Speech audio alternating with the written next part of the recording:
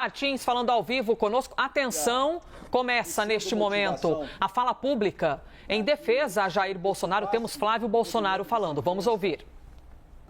E se concluísse mais um atropelo da Constituição com censura prévia, o que o ministro Alexandre de Moraes fundamentou para cometer mais essa barbaridade, parece que para satisfazer algum desejo de vingança que ele possa ter, não sei por qual razão, quando eu faço uma postagem com um vídeo do Jair Bolsonaro, simplesmente agradecendo aquelas pessoas que estavam em Copacabana para se solidarizar com toda a perseguição que ele e outras centenas de brasileiros vêm sofrendo, obviamente eu sou um cidadão brasileiro.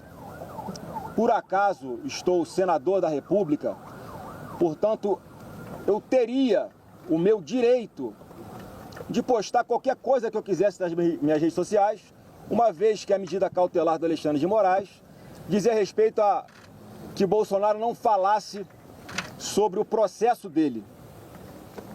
E foi o que eu fiz, com a convicção de que, obviamente, na cabeça de qualquer pessoa normal, não traria problema nenhum, porque foi eu que postei, não foi o presidente Bolsonaro que pediu para eu postar, para burlar qualquer medida cautelar, para indiretamente usar a rede de terceiros para se promover. Não, eu tenho as minhas redes sociais próprias, postei por minha convicção, por achar e ter certeza de que não tem absolutamente nada que confronte essa medida cautelar ilegal do Alexandre de Moraes, mas mesmo assim ele toma essa decisão e tem certeza, sem ouvir nenhum outro ministro, sem ouvir mais uma vez o Ministério Público Federal. Como diversas coisas que ele tem feito ao longo de todos esses anos, conduzindo processos que ele não poderia estar conduzindo, ele faz as coisas segundo a lei dele.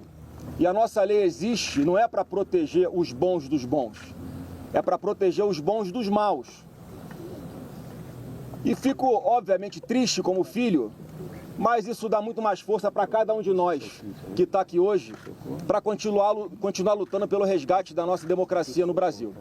Os colegas aqui vão falar mais profundamente, mas eu queria adiantar alguns pontos rápidos. O que a gente vai propor aqui hoje é um pacote da paz. E o que diz esse pacote da paz? Qual é o conjunto de medidas que, como eu sempre falei, a solução para os problemas do Brasil está aqui no Congresso Nacional.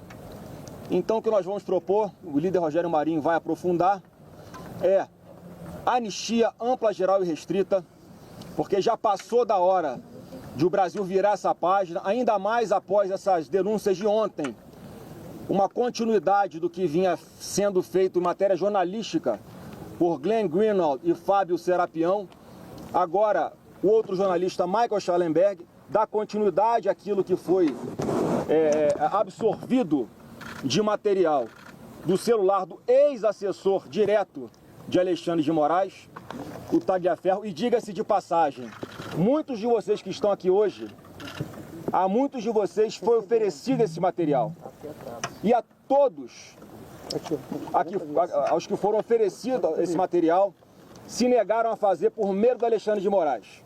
Então a liberdade de imprensa já é uma realidade, não existe mais aqui no Brasil, porque a partir do momento em que os donos de um veículo de comunicação ficam com medo de publicar alguma coisa por causa do que pode acontecer vindo da caneta de Alexandre de Moraes, nós aqui estamos lutando por vocês, pelo trabalho de liberdade de imprensa de vocês também, não só pelo nosso de liberdade de opinião. Então, em função disso, mais uma vez veio à tona o modus operandi de Alexandre de Moraes para perseguir quem ele quer. Ele tinha a sua milícia secreta no TSE para que ele pudesse, enquanto conduzindo um processo no Supremo Tribunal Federal, usar uma estrutura judicial paralela para perseguir quem ele queria.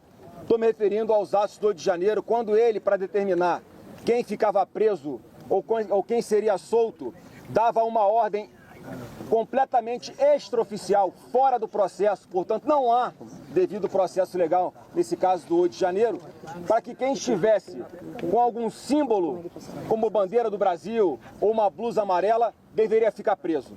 Se porventura alguém que foi aqui preso covardemente na Praça dos Três Poderes não tivesse nenhuma postagem relacionada a esse tema, essa pessoa era solta. E os relatórios eram enviados de maneira informal, diretamente para o e-mail de Alexandre de Moraes. Portanto, não passava oficialmente pelo processo para que ele tomasse a decisão que bem entendesse. Então, em função disso, disso e de várias outras coisas, a primeira medida desse pacote de paz que nós queremos propor para que o Brasil volte a olhar para frente e quebre os seus retrovisores é o impeachment do ministro Alexandre de Moraes. Não tem mais nenhuma capacidade de representar a mais alta corte desse país e puxando os demais ministros, o Procurador-Geral da República e várias outras pessoas para um problema que não é delas, um problema que ele próprio criou e que ele deveria ter resolvido já há muito tempo, bastava agir dentro da lei. A segunda medida é a anistia. Como eu falei, que não tem mais condições de nós não apreciarmos aqui no plenário do Congresso, da Câmara e do Senado uma amnistia ampla, geral e restrita que hoje não acontece porque há ameaças ao Congresso Nacional de que se nós votarmos essa matéria, ela vai ser declarada inconstitucional. E não é.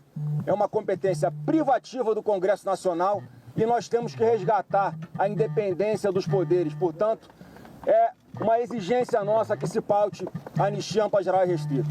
E o terceiro ponto desse pacote de paz que nós estamos propondo é que nós possamos aprovar imediatamente a PEC que acaba com o foro privilegiado de parlamentares.